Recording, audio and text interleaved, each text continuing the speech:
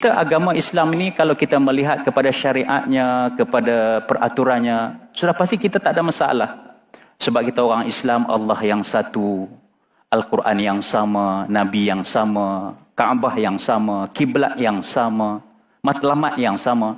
Tetapi apakah sebabnya isu penyatuan, isu perpaduan tak habis-habis kita perkatakan daripada dulu, entah bila akan berakhir?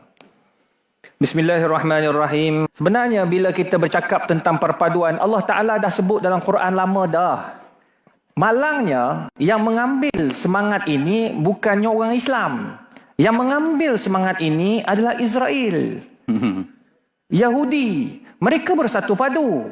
Daripada zaman dahulu lagi, daripada kejatuhan, kalau kita lihat umat Islam ini berjatuh, daripada zaman Abbasiyah lagi. Jatuh zaman Abbasiyah. Kemudian jatuh lagi zaman Osmaniyah. Kalau kita baca balik sejarah, tuan-tuan dan puan, pada tahun 1400, Yahudi dah try nak masuk dalam kerajaan Osmaniyah. Sebab mereka tahu mereka perlu ada negara.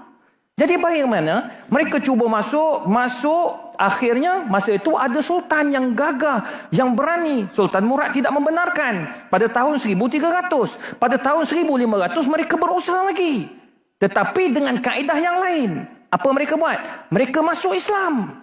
Tuan-tuan, Yahudi dia sanggup buat apa saja. Dia masuk Islam taqiyatan. Ini bahaya. Itu yang Allah kata, orang beriman masuk syurga. Tetapi ada ayat yang lain, Allah kata apa? Innal munafiqina fid darkil asfali minan nar. Orang munafik masuk neraka. Ini antara orangnya. Ya. Jadi pada tahun 1500 mereka masuk, dan akhirnya tuan-tuan dan puan, mereka dapat menjatuhkan kerajaan Osmaniyah pada tahun 1924. Tuan-tuan, selepas itu pada tahun 1946 apa berlaku? Mereka dapat Palestin. Dan hari ini mana lagi dapat, tuan-tuan? Mana lagi kita dapat? Itu yang Allah kata, ya ayyuhalladzina amanu atti'ullaha wa rasulahu wa la tanaza'u fatafshalu wa tazhaba rihukum. Bila kau lemah, kekuatan kita tak ada. Kenapa kita kuat hari ini? Kerana kita ada raja-raja. Ya. Kita ada pemimpin-pemimpin yang menjaga Islam. Apabila kita kuat, tuan-tuan dan puan, agama kita ada, insya-Allah kita akan berjaya. Itu sebab saya nak jelaskan kat sini. Antara sebab-sebab dia pertama, al-jahlu, kejahilan. Apabila kita jahil, kita tak tahu tentang apa yang diinginkan oleh Allah, nescaya kita akan jadi hancur. Macam negara kita. Kalau kita tak tahu apa yang kita nak bawa negara kita ini, apa yang akan berjaya? Apa yang akan jadi? Dalam bab kebersihan pun kita kalah. Baru ni Jakim hantar pergi ke Korea, mesyuarat halal.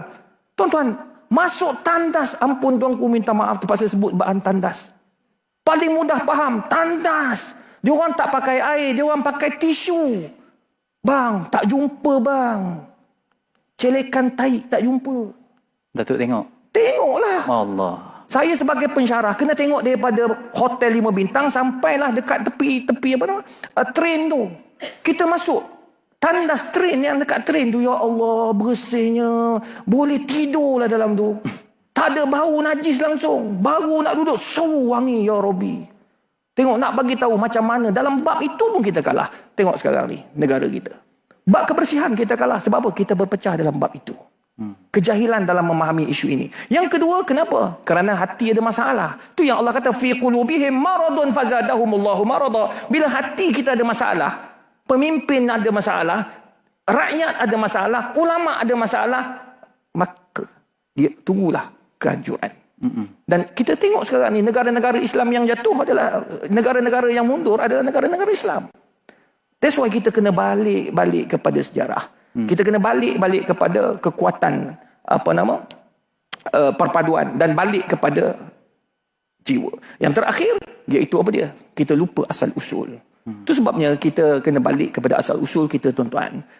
Puan-puan, muslimin muslimat yang dirahmati Allah, jangan buat sesuatu yang boleh menghancurkan negara.